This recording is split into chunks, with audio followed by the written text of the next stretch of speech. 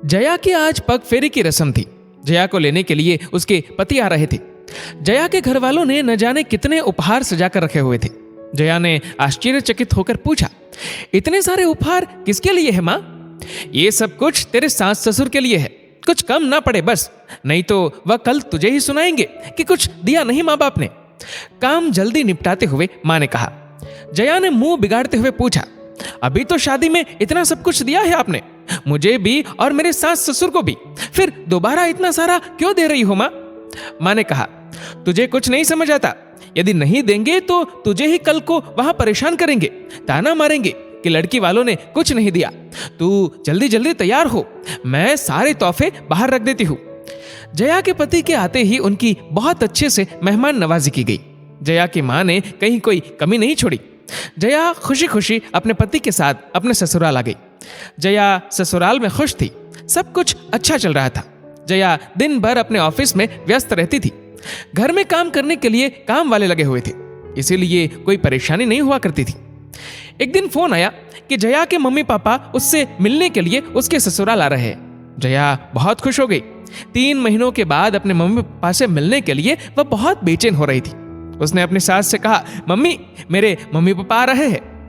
सास ने जवाब दिया, अच्छी बात है, आने दो, तुमसे मिलने आ रहे हैं, अच्छे से जी भर के मिलना। जया ने अपनी बात को आगे बढ़ाते हुए कहा, मम्मी मेरे मम्मी पापा आ रहे हैं तो उनके लिए कुछ तोहफे हम लेने जाएंगे ना? जया की सास ने अपनी आवाज को ऊंचा करते हुए कहा, तोहफे तुम्हारे मम्मी पापा के लिए? क्यों?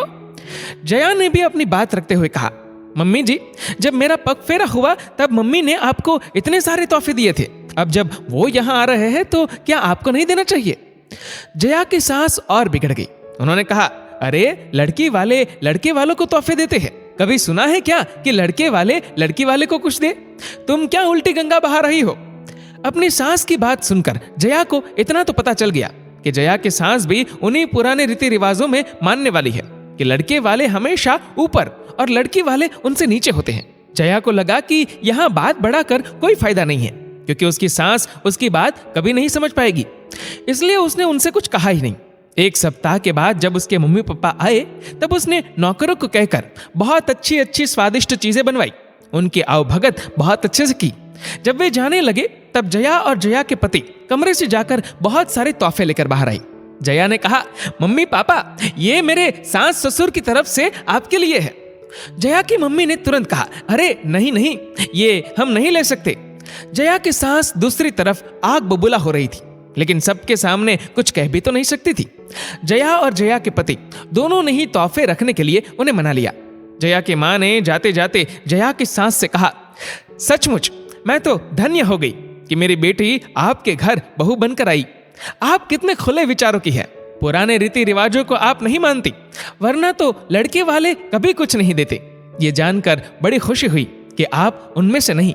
मैं सबको बताऊंगी कि जया के सास ससुर कितने अच्छे हैं, शायद लोगों को आपसे कुछ सीखने को मिल जाए। बहन जी, ऐसा नहीं है कि हमें किसी बात की कमी है, लेकिन लगता है रिश्ता दोनों तरफ से बराबर रहे तो कितना अच्छा हो। आज से मैं पूरी तरह से निश्चिंत हो गई कि मेरी बेटी ऐसे घर में है जहां सिर्फ उसका ही नहीं बल्कि उसके माँ बाप का भी मान सम्मान किया जाता है। ये सारी बातें सुनकर जया की सास मन ही मन खुद को दोषी मान रही थी। उसे लग रहा था कि काश उसने जया की बात मान ली होती तो आज जो ये तारीफें कर रहे हैं वह सचमुच उसे स्वीकार कर सकती। सभी जाने लगे थे। तभी जया की सास ने कहा, समधन जी जरा रुकिए, मुझे कुछ कहना है। ये सारे तोहफे मैंने आपको नहीं दिए, ये सब कुछ जया ने खुद खरीदा है और मेरा नाम लेकर आपको दे रही है। मैं भी पुराने रीति रिवाज को अब तक मानती आ रही थी, कभी सोचा नहीं था कि लड़के वाले और लड़की वाले समान ही तो होते हैं। आप जब मुझे इतना मान सम्मान देती है तो मैं क्यों नहीं। आप जरा रुकिए। जया की सास कमरे से एक शॉल लेकर आई जो उन्होंने कुछ दिन पहले ही खरीदी थी। उन्होंने कहा, ये एक तोहफा है जो मैं आपको दे रही हूं मेरी तरफ से, और वह भी पूरे दिल से। सभी की आंखें नम हो गई थी। जहां किसी को अपनी गलती का एहसास हो रहा था, वहीं जया को गर्व था कि पुराने रीति रिवाजों में कुछ परिवर्तन आया तो सही। जया की मां सबसे ज्यादा खुश थी। पुरानी मान्यताएं जो रिश्तों को तोड़ रही है, उन्हें बदलना हमारे ही हाथ में है। दोस्तों, ये कहानी लिखी है पायल धाबलिया ने। आपके इस वीडियो के बारे में क्या राय है नीचे कमेंट करके जरूर बताएगा। और वीडियो अच्छा लगा हो तो इस वीडियो को लाइक करेगा, शेयर करेगा ज्यादा से ज्यादा लोगों तक। और ऐसे ही और भी इंस्पिरेशनल वीडियोस के लिए सब्सक्राइब करें हमारे यूट्यूब चैनल को और फेसबुक पर फॉलो करें हमारे पेज को। धन्यवाद।